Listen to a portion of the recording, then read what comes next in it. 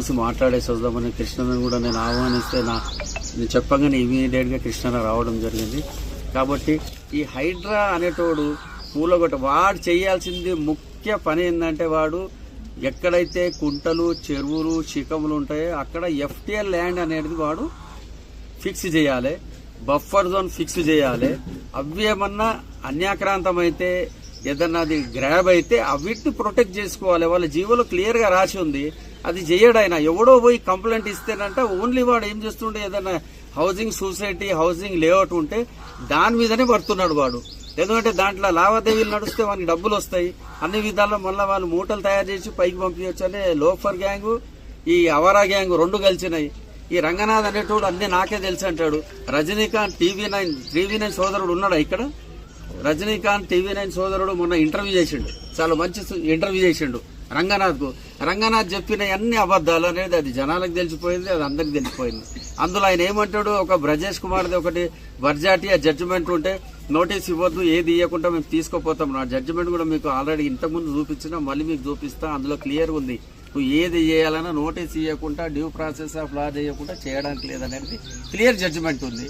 రజనీకాంత్ అడిగిండు కూడా, నీళ్ళే శిఖం భూమిలో కట్టినావు ఆ రోజుల్లో, అంటే 40 ఏళ్ల కింద మా నాన్న కట్టిండని తప్పించుకుంటున్నాడు. మళ్ళీ అసదుద్దీన్ ఓవైసీది, అక్బరుద్దీన్ ఓవైసీది ఫాతిమా కాలేజ్ ఉంది, ఆ ఫాతిమా కాలేజ్ను కూలగొట్టమనండి, చెరువు నడుమ కట్టిండు ఆయన. ఏమనంటే వాళ్ళ దగ్గర పోనీ చేత కాదు, మనలాంటి వాళ్ళ దగ్గరికి రావడము. మేము ప్రజలారా, మీరు సోదరులారా, మీరు ఏం భయపడొద్దు. వాళ్ళకు మీ మీద కేసు చేసే పవర్స్ ఐపీసీలో కానీ సిపిసిలో కానీ ఎక్కడ రాసి లేదు. ఇంకోటి మీ మీద కేసు అవుతుంది, ఎఫ్ఐఆర్ అవుతుంది, తీసుకొని పోయి లోపలేస్తారన్న భయంలో ఉన్నారు మీరు. వాళ్ళు వస్తే వాళ్ళని గల్లబట్టి వాళ్ళ బండి ముందు బండి నిలబెట్టి మీరు ఎందుకు వచ్చారు? ఈ విలేజ్ లో గవర్నమెంట్ ల్యాండ్ ఉంటే గవర్నమెంట్ ల్యాండ్ మీరు ఏదైనా చేసుకోను.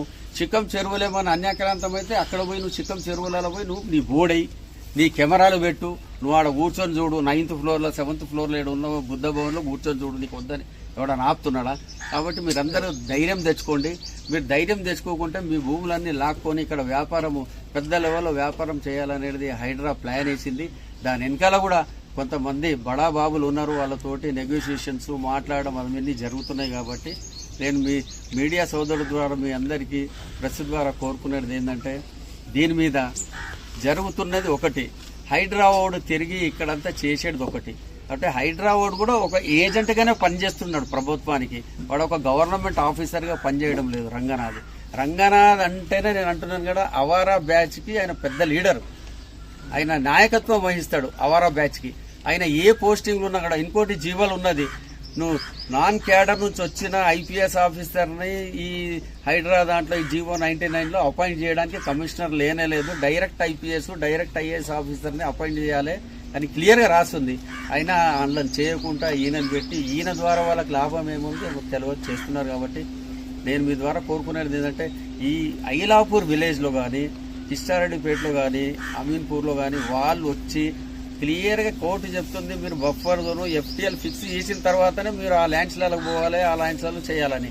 అది ఫిక్స్ చేయడం లేదు, అది ఇల్లీగల్గా చేసుకుంటూ భూములకు వచ్చేసి ఇది మేము సివిల్ కోర్ట్ పవర్స్ ఉన్నాయి, మాకు హైకోర్టు ఏం చేయదు, హైకోర్టు జడ్జిలు మాకు ఎప్పుడు శివాట్లో వేస్తుంటారు, మొట్టకాయలు వేస్తుంటారు, మేము చేసేది చేస్తాము, మాకు సివిల్ కోర్ట్ పవర్స్ ఉన్నాయి, మేము ఇట్లనే చేస్తాము, కేసులు బుక్ చేస్తాము, మీ ల్యాండ్లన్నీ లాక్కుంటాము, బోర్డులు వేస్తాము, ఫెన్సింగ్ వేస్తామన్నారు. వాళ్ళకి ఎలాంటి రైట్ లేదు, అగ్రికల్చర్ చేయనీయడం లేదు.